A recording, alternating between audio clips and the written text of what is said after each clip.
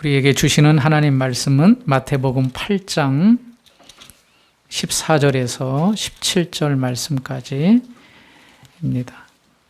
이 말씀을 들으실 때에 하나님의 큰 은혜가 있길 바랍니다. 예수께서 베드로의 집에 들어가사 그의 장모가 열병으로 앓아 누운 것을 보시고 그의 손을 만지시니 열병이 떠나가고 여인이 일어나서 예수께 수종들더라. 저물매 사람들이 귀신 들린 자를 많이 데리고 예수께 오거늘 예수께서 말씀으로 귀신들을 쫓아내시고 병든 자들을 다 고치시니 이는 선지자 이사야를 통하여 하신 말씀에 우리의 연약한 것을 친히 담당하시고 병을 짊어지셨도다 함을 이루려 하심이더라. 아멘. 예수님이 산상수훈을 하시고 이제 마태복음 8장부터는 이제 산 아래에서 있었던 사건들을 마태가 기록합니다. 우리가 그동안 8장 1절로부터 봤는데 이전에 있었던 그 사건이 나병 환자를 깨끗게 하신 사건과 연이어서 백부장의 하인을, 즉 중풍병 걸린 하인을 고치신 사건을 우리가 보았습니다. 사실 예수님은 이 외에도 수많은 병자들을 고쳤다라고 말씀을 하십니다. 마태복음 4장 24절에 보니까 그의 소문이 온 수리아에 퍼진지라 사람들이 모든 앓는 자, 곧 각종 병에 걸려서 고통당하는 자, 귀신 들린 자, 간질하는 자, 중풍병자들을 데리고 오니 그들을 고치시더라. 수많은 사람들이 고침을 받았는데 왜 마태는 특별히 이 나병 환자 한 사람과 백부장의 하인의 사건을 기록했을까 생각을 해보면 거기에 분명한 의미가 있을 것이다 라고 우리가 생각을 해볼 수 있습니다. 여러분, 나병 환자는 유대인이었습니다. 유대인이었지만 그러나 그는 거룩한 무리에 동참하지 못하였습니다. 백부장은 어떤 사람이었습니까? 백부장은 원래부터 거룩한 하나님의 복을 받지 못하는 무리에 속한 자입니다. 그러니까 공통점이 있고 다른 점이 있죠. 공통점이라는 것은 그 두 사람이 다 진 밖에 쫓겨나가고 하나님의 은혜를 받지 못하는 이방인이었던 게 공통적인데, 아니 다른 점인데, 그들이 공통점은 그들이 하나님의 은혜를 받지 못하였다는 게 공통점인데, 다른 점은 이 나병 환자는 유대인이었다는 것과 또 백부장과 그 하인은 이방인이었다는 게 다른 점입니다. 그럼에도 불구하고 하나님께서는 이 나병 환자나 로마의 백부장의 하인을 둘 다 하나님의 은혜의 자리로 들어오게 하셨다는 게 이 두 사건의 핵심적인 내용입니다. 산상수훈 후에 나병 환자를 깨끗하게 하신 일과 백부장의 이 하인에 고쳐주신 사건을 통하여서 예수님이 우리에게 무엇을 말씀하시는가를 보면 이 사건은 복음이 무엇인가를 우리에게 말씀해 주고 있습니다. 복음. 여러분, 우리가 복음이라는 말 많이 듣지요. 복된 소식, 굿뉴스라고도 말을 하죠. 이 복음이 무엇인가? 여러분, 복음의 정의를 잘 알아야 우리가 복음을 전할 때도 담대함을 가질 수가 있는데, 한번 저를 따라서 해보겠습니다. 복음이란 예수님의 인격과 사역을 말한다. 우리가 복음을 전해야 되잖아요. 그렇죠. 우리가 복음을 전하라 그러잖아요.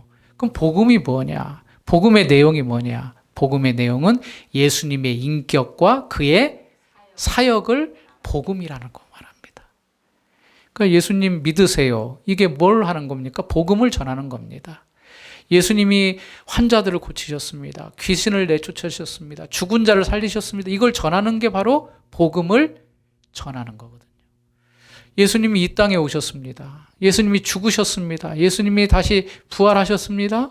예수님이 다시 우리를 위해서 이 땅에 오실 것입니다. 재림하실, 이것을 전하는 게 바로 복음을 전하는 겁니다.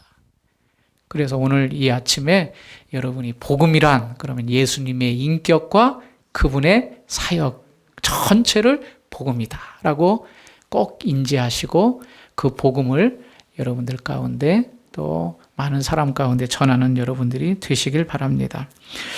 환우에게 복된 소식은 병이 고쳐지는 거죠. 그러면 죄인에게 복된 소식은 무엇일까요? 죄가 다 사해졌다는 소식이 복된 소식입니다. 그럼 이 죄를 사해 주시는 게 누구를 통해서만 가능한가? 예수님은 산상수훈을 통하여서 내가 곧 길이다, 진리다, 내 이름과 내 이름 위에 너희가 내 반석 위에 집을 세우면 영원히 흔들리지 않는 것처럼 내 이름 위에, 내 위에 너희의 믿음을 세워야 될 것이다 라고 말씀을 하신 이후에 이 두 가지 사건, 또 오늘 세 가지 사건을 말씀하시는 것은 바로 예수님이 우리의 유일한 구원의 길이다 라는 것을 말씀하고 가르치시는 겁니다. 사랑하는 성도님들, 우리도 나병 환자나 백부장의 하인처럼 또 백부장처럼 하나님의 은혜 밖에 있었던 자들임을 꼭 기억해야 됩니다. 이것은 우리가 죄인으로서 영원히 하나님의 거룩함에 동참할 수 없는 자라는 사실이기도 합니다. 그런데 예수님께서 나병 환자를 고치시고 백부장의 하인을 백부장의 믿음으로 고쳐주셨듯이 우리가 예수 그리스도를 믿으면 예수 그리스도를 통하여서 하나님의 거룩하신 은혜와 거룩하신 그 공동체에 참여할 수 있는 복을 주셨다라는 것을 이 두 사건을 통하여 깨닫게 하시는 겁니다. 에베소서 2장 12절에 그때의 너희는 그리스도 밖에 있었고 이스라엘 나라 밖의 사람이라. 그리스도 밖에 있었고 이스라엘 밖의 사람이었다는 겁니다. 하나님의 은혜를 받을 수 없는 자라는 이야기입니다. 그러나 이제 너희는 하나님 안으로 들어와서 하나님과 화목하는 자가 되었다라고 말씀하시고 가르치십니다. 오늘 이 귀한 복된 자리에 오신 여러분, 내가 누구인가? 나는 이제 외인도 아니고 밖에 있는 사람도 아닙니다. 예수님을 믿어 하나님의 자녀가 된 거룩하고 복된 백성입니다. 이 사실을 꼭 기억하시고 우리가 복음, 예수 그리스도의 인격과 그 사역, 그것을 믿고 하나님의 자녀답게 당당하게 살아가는 여러분이 되시길 바랍니다. 이 두 사건에 이어서 오늘 우리가 본 말씀은 베드로의 장모의 열병을 고치는 사건으로 이어집니다. 어찌 보면 이 베드로의 장모의 열병을 고치는 사건이 뭐가 그렇게 중요한가 생각할 수도 있습니다. 베드로가 결혼을 했구나. 장모가 있다는 거 보니까 결혼을 한 거죠. 그 장모가 열병에 걸렸구나. 그런데 예수님이 그 손을 만지시니까 열병이 떠나갔더라. 야, 하나님의 참 손만 만져도 예수님의 옷자락만 만져도 병이 다 낫는 듯이 그렇게 낫는구나. 그런 치유의 역사를 오늘도 우리가 누릴 수 있을 것이다. 그런 기대와 믿음을 갖습니다. 그런데 이 베드로의 장모의 열병을 치료해 주신 사건의 의미도 있습니다. 단순히 병이 치료됐다, 고침받았다, 나병 환자가 깨끗하게 되고 백부장의 하인이 나은 것처럼 이것도 그러한 단순하게 병고침의 사역으로만 이해해야 되는가? 그 의미가 있다는 것을 오늘 이 시간에 우리가 깨달았으면 좋겠습니다. 15절 말씀을 같이 읽겠습니다. 15절 시작. 그의 손을 만지시니 여인이 일어나서 예수께 頌들. 그의 손을 만지셨다 그랬죠. 이러고 보면 예수님은 참 이렇게 치료하는 방법도 다양했던 것 같습니다. 여기서는 손을 만졌다 그랬는데 백부장의 하인은 사실 아무것도 안 하고 말씀으로만 고치셨거든요. 그러니까 하나님의 능력은 꼭 뭘 만지고 뭐 이렇게 해야만 되는 것이 아니라 하나님께서는 기적적인 방법으로 그냥 말씀만으로도 하실 수 있다라는 사실을 우리가 또 여기서 보는 거죠. 지금보다 의술이 발달되지 않고 병에 대한 치료가 열악했기 때문에 이 열병이라는 것이 아주 심각한 질병일 수 있습니다. 우리가 지난 한 3년 동안에 코로나로 인하여서 많이 힘들었죠. 이제 5월부터는 이제 병원에서도 마스크를 안 써도 되는 완전히 이제 코로나를 다 이제 극복하는 그러한 시기가 왔는데 여러분들 제가 모르긴 몰라도 다 한 번씩은 코로나에 걸리셨을 것 같습니다. 예. 저도 걸렸고 저희 가족들도 더 걸렸고 2번 걸린 사람도 있고 심지어 3번 걸리신 분도 있고 예. 그때 어떻던가요 몸이? 일단은 막 열이 나고 저도 목이 굉장히 많이 아프더라고요. 침을 삼키지 못할 정도로 아무것도 할 수 없고 끙끙 앓고 이제 처방 받아가지고 약은 먹긴 하는데 먹을 때는 또 잠깐 괜찮았다가 뭐 짧게는 2, 3일 뭐 거의 대부분 일주일, 어떤 분은 2주일 그동안 이 코로나 때문에 엄청나게, 코로나 바이러스 때문에 엄청나게 힘을 들었던 기억들이 다 있을 겁니다. 그뿐입니까? 지금도 독감, 감기만 와도 이렇게 일주일 동안 그렇게 일어나지도 못하고 몸이 힘든 그런 시간들을 겪는 걸 보면서 이 열병이라는 것이 얼마나 사람을 힘들게 하는가를 알 수가 있죠. 그런데 이 열이 떠나지 않고 계속 우리 몸에 여러 가지 이유로 인하여서 열이 발생할 때 일상생활을 할 수가 없습니다. 그냥 집에서 간호받고 누워 있어야 됩니다. 심지어 입맛도 다 없기 때문에 먹는 것조차 힘듭니다. 그냥 살아서 뜨거운 김이 나오는 그 콧김에서 들었다 내렸다, 내가 좀 살아있구나, 그것만 확인하는 거지 아무 일도 할 수 없고, 물론 밖에 나가서 급한 일을 할 수 있지만 그러나 거의 대부분이 집안에 누워서 알아서 앓고 이 병이 지나가기만을 기도할 뿐인 거죠. 여기 알아 누웠다 이런 표현은 그냥 알아 누웠다라는 그런 의미보다도 무력하고 무능하고 쓸모없는 자가 되었다라는 의미가 여기에 있습니다. 그러니까 누워만 있으니까 아무 쓸모가 없는 거예요.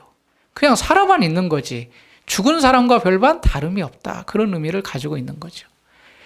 그런데 여기에 장모가 알아 누웠다라는 이 헬라어 단어가 어디에 쓰였냐면 백부장의 하인 중풍병 그 사람이 누워있는 표현과 똑같은 단어가 쓰였습니다. 우리가 한번 볼까요? 8장 6절 말씀입니다. 6절 읽겠습니다. 이르되 주여 내 하인이 집에 누워 몹시 괴로워하나이다. 중풍병자가 할 수 있는 일이 있습니까? 없습니까? 예, 중풍병이라는 것은 마비가 되는 병이잖아요. 예, 정상적으로 할 수가 없어요. 저도 이제 아침마다 새벽기도 끝나고 이렇게 가면 항상 만나는 분이 계세요. 분이 계신데 그분이 이렇게 지팡이를 짚고 조금씩 걸어요. 그럼 그 시간에 운동하러 나오시는 것 같아요. 딱 보니까 이제 마비가 된 거예요. 아마 우리 주위에도 그런 분 한두 분 계실 겁니다. 건강하셨던 분인데 한순간에 이제 풍이 와가지고 다리를 못 쓴다든가 팔을 제대로 움직일 수 없는 그런 상황. 그래도 한쪽이 정상이면 조금이라도 걸을 수 있고 운동이라도 할 수 있는데 사지가 다 그렇게 중풍병이 왔다 그러면 온통 할 수 없는 일들, 절망 가운데 있는 이 열병을 가진 베드로의 장모도 똑같은 상황이었던 겁니다. 중풍병 하인과 같이 아무런 쓸모없이 알아 누워서 내가 언제 죽을까? 이 열병이 고쳐지지 않으면 죽을 텐데 라는 걱정과 근심으로 그를 짓누르고 있는 상황 가운데 있었던 거죠. 이 사건의 영적 의미가 있습니다. 죄의 병으로 무력하게 된 인간의 모습을 말하고 있는 겁니다. 중풍병에 걸린 백부장의 하인, 열병에 걸린 베드로의 장모, 이것을 보면서 단순히 인간이 저렇게 연약하구나, 그런 의미보다 더 깊이 나가서 우리는 죄의 병이 걸려서 아무것도 할 수 없는 그런 존재구나, 이런 의미가 여기에 녹아져 있다는 거죠. 16절 말씀 같이 읽겠습니다. 16절 시작. 저물매 사람들이 귀신 들린 자를 많이 데리고 예수께 오거늘 예수께서 말씀으로 귀신들은 병든 자를 다 고치시니. 이런 베드로의 장모의 사건을 고쳤다 그 이후에 어떤 이야기가 나오냐면 귀신 들린 자 이야기가 나옵니다. 귀신 들린 자. 이건 뭘 말하는가? 우리가 단순히 육체적인 병을 가지고 있는 것이 아니라 이 병이 영적인 것이라는 것을 설명하기 위함입니다. 우리가 이제 잘못된 이제 성경의 해석을 하는 사람들이 있는데 이제 통상적으로 이제 이단들이 있죠. 우리 한국에도 이단들 여러 이단들이 있는데 그 중에 김기동 씨가 있습니다. 많이 들어보셨을 겁니다. 예, 김기동 씨. 그 김기동 씨가 주장하는 것 중에 하나가 귀신론입니다. 그러니까 모든 병이 다 귀신 때문에 왔다라고 주장하는 겁니다. 이제 오늘 말씀도 그렇잖아요. 귀신 들린 사람을 많이 데리고 왔는데 예수께서 말씀으로 귀신들을 쫓아내시고 병든 자를 고치셨다. 그래서 그분의 가르침에 의하면 감기도 귀신 때문에 왔다라고 말을 해요. 귀신 때문에. 그거는 우리가 받아들일 수 없죠. 예. 물론 귀신이 주는 병도 있다고 우리는 압니다. 그러나 모든 병이 다 귀신 때문이다라는 것은 받아들일 수 없습니다. 여기서 말하는 의미는 뭐냐면 우리들의 병과 우리들의 병이 우리의 육신의 연약함 때문인데 그것이 결국에는 영적인 의미로 너희도 이러한 죄의 병으로 인하여 그러한 자들이 되었다라는 것을 우리에게 말씀해 주는 거죠. 육신의 병과 고통이 곧 죄와 연결되어 있음, 즉 영적으로 병에 걸려 있다는 사실을 예수님께서 이 세 사건을 통하여 결론적으로 우리에게 말씀해 주고 있는 겁니다. 사도 바울은 이러한 영적인 그 죄의 병이 걸린 우리의 상태에 대해서 에베소서 2장 1절에 이렇게 말씀합니다. 여기 한번 자막에 나올 텐데 한번 보시죠.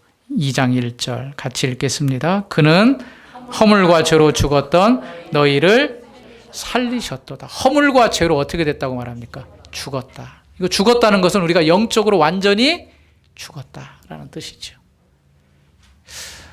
저도 어릴 때부터 신앙생활을 해서 대예배라 그러면 보통 주일날 11시에 어른들과 함께 드리는 예배를 중학교 때부터 참석을 했어요. 그러면 보통 이제 대표 기도를 하시잖아요. 장로님들 하시면 꼭 하시는 말씀이 영원히 죽을 수밖에 없었던 죄인을, 그 표현을 많이 하세요. 영원히 죽을 수밖에 없었던 죄인을 우리가 예수님의 피로 다 용서해 주셔서, 그런데 이제 조금씩 성경을 배워가면서 죽을 수밖에 없었던 것이 아니라 완전히 우리는 죽었던 죄인입니다. 죽었던 죄인. 여러분, 죽은 사람이 뭘 할 수 있습니까? 없습니까? 아무것도 할 수 없습니다. 아무것도 할 수 없습니다. 오늘 이 베드로의 장모를 통하여, 열병으로 알아놓은 걸 통하여 너희는 물론 살아있지만 사실 너희는 영적으로 완전히 죽은 자라는 것을 말씀해주고 있는 거예요. 아무것도 할 수 없습니다. 그냥 열에 의해서 언제 죽을까를 기다리는 육신을 가지고 영적으로 완전히 죽었던 것을 우리에게 말씀해 주시는 거죠. 이런 의미로 볼 때 우리가 열병에서 고침받은 이 장모를 통하여서 우리가 죄의 병으로 인하여서 고침받을 수 있는 길은 유일하게 예수님밖에 없다는 사실을 예수님이 우리에게 말씀해 주시는 겁니다. 손으로 그 장모를 만졌을 때 열병이 어떻게 됐다 그랬죠? 떠나갔다. 그 즉시 떠나간 겁니다. 백부장의 하인도 그 즉시 나았다. 그렇게 말씀하고 있습니다. 오직 예수님 밖에는 우리의 죄의 질병, 완전히 죽은 우리를 구원해 주실 수 있는 분이 없다라는 것을 이 질병 치유의 사건을 통하여 우리에게 말씀해 주고 있는 거죠. 그런데 오늘 이 베드로의 장모의 고침은 이것만으로 끝나는가? 그렇지 않습니다. 15절을 다시 보시면 이렇습니다. 그의 손을 만지시니 열병이 떠나가고 여인이 일어나서 예수께 수종들더라. 이 표현이 또 색다르게 다가옵니다. 완전히 나았습니다. 그리고 그대로 끝난 것이 아니라 이 여인이 어떻게 했습니까? 예수님을 따라다녔다. 여기서 수종이라는 것은 섬겼다라는 그런 말입니다. 섬겼다. 여러분, 성경에는 베드로의 장모처럼 예수님을 섬겼던 많은 여자들이 기록되어 있습니다. 마르다와 마리아, 두 자매 잘 알죠? 그뿐만 아닙니다. 누가복음 8장에 보면 7 귀신 나간 자 막달라인 마리아와 헤롯의 청지기 구사의 아내 요한나, 수산나 여러 여자들이 예수님을 섬겼다. 그렇게 말하고 있는데, 이 섬긴다는 것은 그냥 예수님이 시키는 대로 수발을 들었다 그런 표현이 아니라 자기들의 소유로 섬겼다 그렇게 덧붙이고 있습니다. 자기들의 소유를 가지고 예수님이 하시는 모든 사역의 현장에 도울 것들을 도우면서 섬긴 것입니다. 뿐만 아닙니다. 갈릴리로부터 십자가에 죽으시는 현장까지 예수님을 따라다닌 분들이 바로 이런 여자들이었습니다. 죽음 이후에 무덤에 지금 묻혀있는 그 예수님을 부활하시는 그 새벽에 찾아가서 향유를 발라드리려고 가장 먼저 방문했던 자들도 바로 이 여인들입니다. 이만큼 이 베드로의 장모를 비롯한 많은 여인들이 예수님을 섬겼다라고 말씀을 하고 있습니다. 왜 그렇게 헌신하고 섬겼는가? 베드로의 장모의 모습을 보면 알 수 있죠. 그들이 고침을 받고 은혜를 받았기 때문에. 다르게 표현하면 내 생명의 주, 죽은 영혼을 살리시고 구원해 주신 분이 예수님임을 믿고 알았기에 그들이 자신의 물질을 다 들여서 예수님의 죽음까지, 부활의 현장인 그 무덤까지 나가서 섬겼다는 것을 알 수가 있는 겁니다. 17절 마지막 절에서 이 모든 사건의 결론을 말씀합니다. 17절 같이 읽겠습니다. 이는 선지자 이사야를 통하여 하신 말씀에 우리의 연약한 것을 친히 담당하시고 병을 짊어지셨다 함을 이루려 하심이더라. 예수님께서 이 땅에 오신 이유, 그 이유가 바로 이런 우리의 죄악된 짐을 다 짊어지시고 용서해 주시기 위해서 오셨다라고 결론을 내고 있습니다. 이것은 이사야서 53장 4절 말씀인데 이것도 한번 자막으로 볼까요? 53장 4절에서 6절 말씀인데 이 말씀을 이제 인용을 하고 있는 겁니다. 그는 실로 우리의 질고를 지고 우리의 슬픔을 당하셨거늘 우리는 생각하기를 그는 징벌을 받아서 하나님에게 맞으며 고난을 당한다 하였노라. 그가 찔림은 우리의 헌물을 인함이요 그가 상함은 우리의 죄악을 인함이라. 그가 징계를 받음으로 우리가 평화를 누리고 그가 채찍에 맞음으로 우리가 나음을 입었도다. 우리는 다 양 같아서 그릇 행하여 각기 제 길로 갔거늘 여호와께서는 우리의 무리의 죄악을 그에게 담당시키셨도다. 우리의 모든 죄를 다 용서하기 위해서 그분이 친히 우리의 짐을 지고 죄를 지고 십자가에서 돌아가시기 위해 이 땅에 오셨다. 시편의 다윗은 시편 68편 19절에 이렇게 말씀합니다. 날마다 우리 짐을 지시는 주 곧 우리의 구원이신 하나님을 찬송할지라. 날마다 우리의 짐을 지시는 그 하나님을 찬송할지라.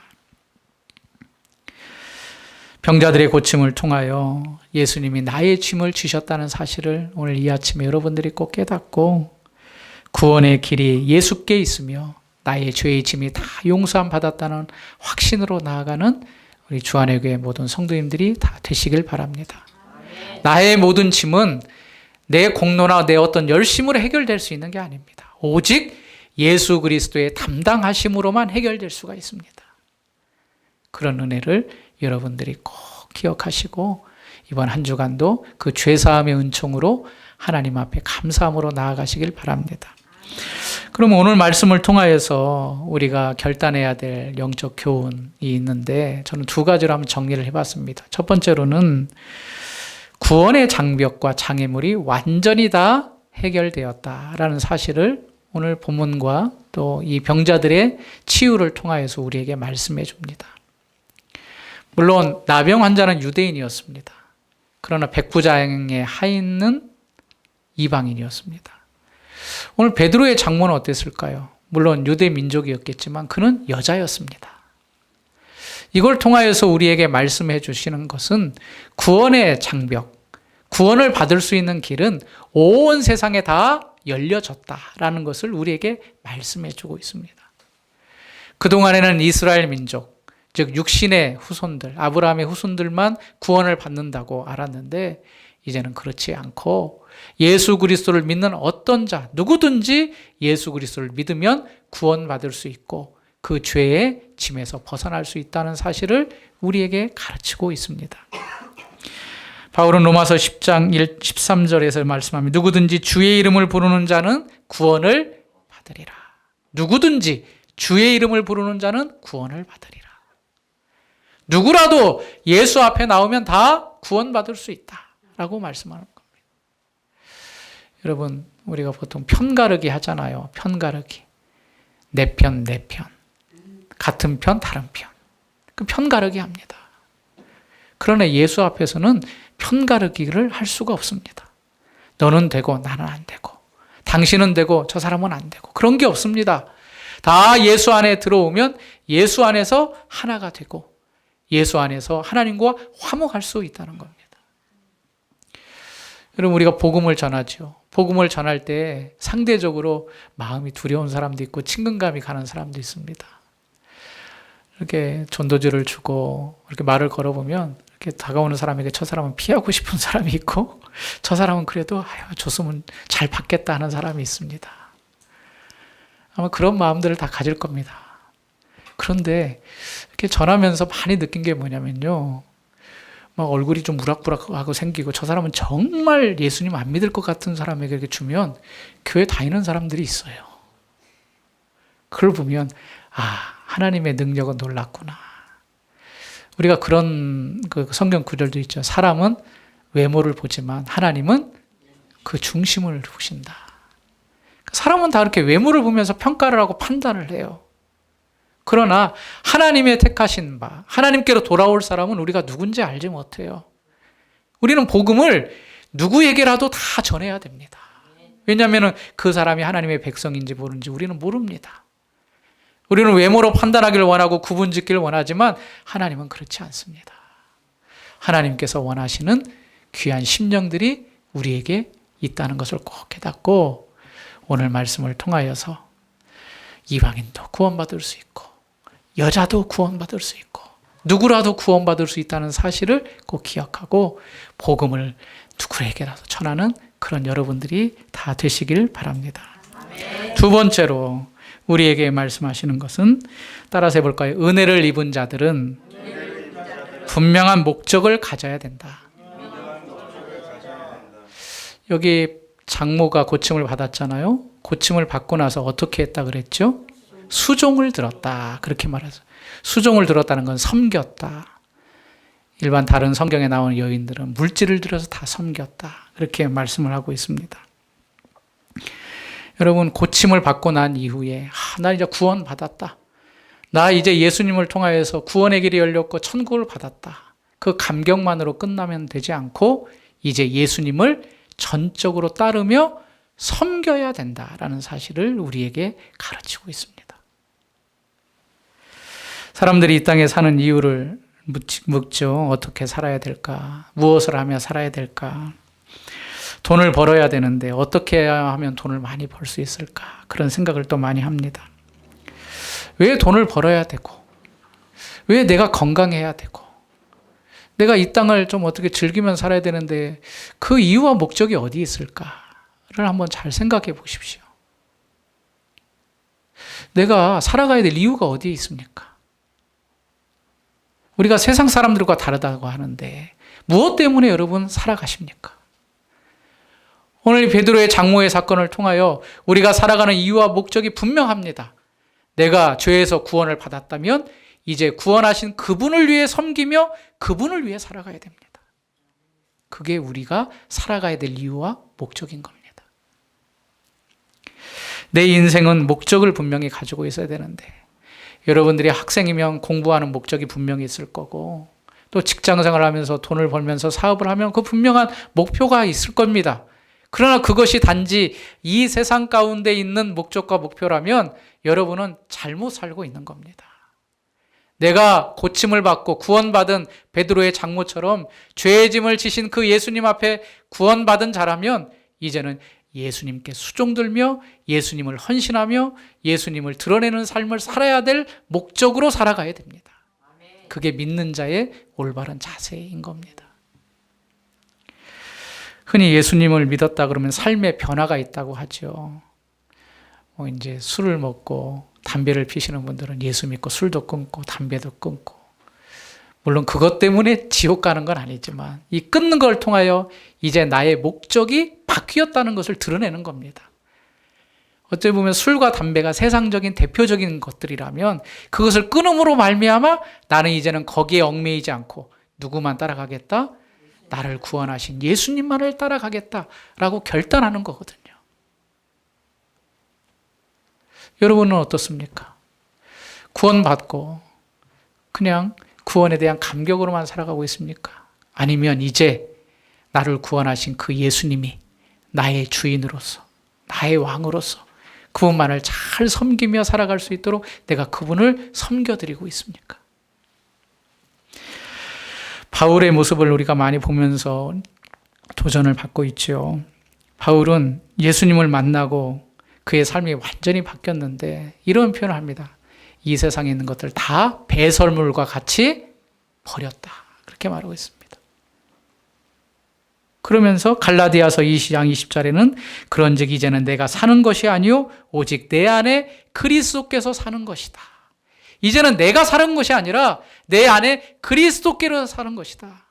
그러면서 난 이제 표대를 향하여 그리스도 예수 안에서 하나님이 위에서 부르신 부름의 상을 위하여 내가 달려간다. 표대를 향하여 내가 달려간다. 어찌 보면 베드로의 장모에 같이 예수님을 수종드는 그런 모습으로 설명하고 있습니다. 사랑하는 성도님, 여러분 돈 많이 갖고 싶지요? 돈이 좀 더 있었으면 좋겠지요. 몸이 약하신 분들은 더 건강했으면 좋겠고. 근데 왜 돈을 많이 갖고 싶고 왜 건강했으면 좋겠습니까? 어떤 것을 이루기 위해서 그렇게 원하십니까? 여러분들이 정말 원하신다면 예수님이 우리의 목표가 되고 목적이 되어야 됩니다. 그런 여러분들이 다 되시길 바랍니다. 그냥 내가 여기 안주하고 있다면 여러분들의 삶을 다시 한번 돌아보십시오. 내가 주님을 위해 수종들며 섬기며 살아가고 그분이 나의 인생의 목적이며 목표를 이루며 살아가고 있는가. 교회에는 직분자들이 있죠. 그 직분자들 가운데 이제 집사라는 직분이 있습니다. 집사. 여러분, 집사라는 것은 여기 오늘 다났던 수종들더라 그 단어에서 나왔습니다. 수종들다. 그 집사라는 것은 교회에서 수종드는 자들입니다. 섬기는 자들. 그런데 많은 분들이 좀 안타깝게도 집사는 받고 싶어 하는데 교회에서 일하기는 싫어합니다. 그러니까 이름만 집사인 거예요. 이름만. 그래서 참 안타까운 이야기지만 교회를 이제 몇 년 다니면 직분을 받잖아요. 그런데 이런 말을 하셨대요. 야, 너는 교회를 몇 년 다녔는데 아직도 집사도 못 받냐? 그런 말을 하신다는 거예요. 그러니까 이제 몇 년 다니면 물론 신앙도 있고 예배도 잘 참석하면 이제 집사라는 직분을 사실 주긴 하지만 더 중요한 거는 우리가 예수 그리스도의 일꾼이 되어서 주님을 섬기는 자가 되어야 된다는 것이 더 중요한 겁니다. 단순히 집사다, 나 집사 직분을 받았다, 그게 중요한 게 아니고 내가 집사로서의 직분으로서 온전하게 주님을 섬기는 자로 살아야 되는 것이 우리에게 필요한 거죠. 우리 사랑하는 성도님들, 신앙은 그 자리에 머무르는 게 아닙니다. 그래서 오늘 말씀의 제목이 일어나 가자. 그리고 제가 영어 표현을 하나 썼죠. 이 단어가 좀 어려우신 분들도 있을 겁니다. Let's go, let's go, let's go. Let's go는 let us go. 이게 정말 Let's go. 함께 가자. 야, 같이 가자, 같이 가자. 같이 가는데 어디로 가는 겁니까? 주님이 우리의 목표가 되셔서 주님을 향하여서 일어나서 우리가 고침을 받았다면 고침받고 건강한 몸으로 있는 그 자리에 있는 것이 아니라 함께 주님을 향하여 가야 됩니다. 섬겨야 됩니다. 그것이 우리가 해야 될 일입니다. 오늘 베드로의 장모처럼 일어나서 고침을 받았다면 함께 일어나서 수종드는 여러분들이 다 되시길 바랍니다. 주님이 우리의 목표가 되셔서 주님께서 원하신 일을 잘 감당하기 위하여서 우리의 모든 것을 들여 헌신하는 성도님들이 되시길 바랍니다. 두 구절 말씀을 같이 읽겠습니다. 로마서 12장 11절 말씀 앞에 한번 보십시오. 같이 읽겠습니다. 시작. 게으르지 말고 열심을 품고 누구를 섬기라고요? 이게 바로 우리가 해야 될 믿는 자의 자세입니다. 고린도전서 15장 58절 한 절 더 읽겠습니다. 시작. 그러므로 형제들아 견실하며 흔들리지 말고 항상 주의 일에 힘쓰는 자들이 되라. 이는 주 안에서 한 줄 알미니라. 우리는 세상 사람들처럼 세상에 사라질 것을 쫓아가는 자들이 아닙니다. 허무한 것들에 우리의 생명과 우리의 시간을 드리는 자들이 아닙니다. 우리는 영원히 받을 상급을 기대하면서 주 안에서 헛되지 않는 삶을 살아가는 주님의 백성들이 되어야 될 줄 믿습니다. 그랬죠? 흔들리지 말고 항상 주의 일에 더욱 힘쓰는 자들이 되라. 여러분, 주님의 일에 힘씁시다. 아멘. 주님의 일이라 그러면 다른 걸 다 내려놓고 힘쓰는 자들이 되어야 될 줄 믿습니다. 그럼 이제 주의 일이 무엇인가? 그것이 이제 궁금하죠. 사실 여러분들이 지금 앉아있는 이 예배의 자리가 사실 주의 일입니다. 여기부터 시작하는 겁니다. 세상의 시간들을 다 빼놓고 이 자리에 와서 주님께 예배하는 것부터 시작하는 겁니다. 이게 바로 주님을 섬기는 겁니다. 우리가 열심히 한다 그래서 은혜를 받는 것이 아니라, 여기서 이제 한 가지 더 말씀드리자면, 고침을 받을 때, 은혜가 있을 때 섬기는 겁니다. 이 자리는 아무나 나올 수 있는 게 아닙니다. 은혜가 있기 때문에 나오는 것이죠. 여기서 또 주님이 원하시는 복음의 사역과 또 교회를 세우는 일과 하나님이 기뻐하시는 귀한 영혼 구령의 사역에 우리의 몸과 시간과 모든 것들을 다 드리는 여러분들이 되어야 될 줄로 믿습니다. 복음이 뭐라 그랬죠? 예수님의 인격과 사역. 이 일에 우리의 모든 것을 드리는 여러분들이 되시길 바랍니다. 기도하겠습니다. 하나님 아버지 감사합니다. 하나님께서 우리에게 죄 사함의 은혜를 주시고 마치 병든 베드로의 장모를 일으켜 주셨듯이 우리를 건강하게 세워주셨는데, 우리가 세움을 받고도 하나님께 수종들지 않고 이 세상과 이 세상의 것들로 인하여 마음을 빼앗기고 있었다면 용서해 주옵소서. 이제는 주님이 우리의 분명한 목적이 되어주시고 그를 위하여 우리의 모든 것을 드릴 수 있고 수종들 수 있는 자로 살아가게 은혜를 베풀어 주옵소서. 견실하여 흔들리지 않게 해주시고 믿음 위에 서서 주님이 주실 그 상급을 바라보며 열심을 품고 주님을 섬기며 복음 사역에 전심전력할 수 있는 우리 주안의 교회와 성도들이 되게 인도해 주옵소서. 예수님 이름으로 기도하옵나이다. 아멘.